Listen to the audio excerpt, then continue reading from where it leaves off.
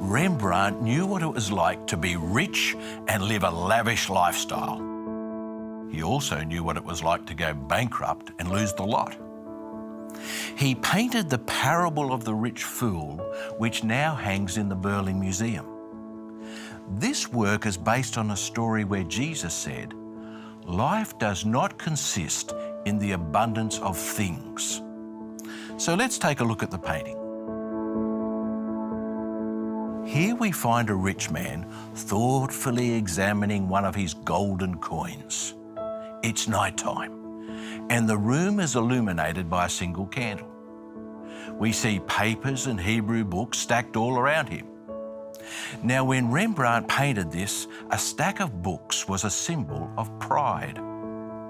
There's a set of scales, and there's more coins on the desk. Everything's telling us this proud man is totally focused on his money.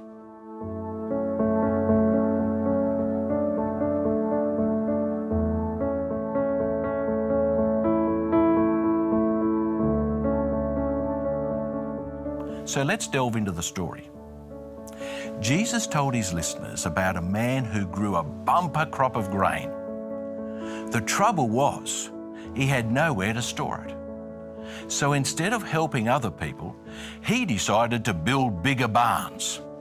Then he could have years' worth of grain. He could retire.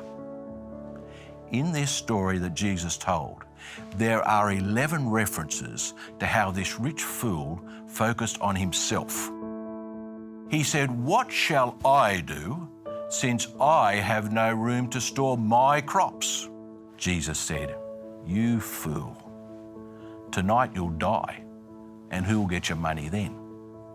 Then the clincher. Jesus said, "So is the man who stores up treasure for himself and is not rich toward God." So what does it mean to be rich toward God? The Bible says, "Command them to do good, to be rich in good deeds, and to be generous and willing to share."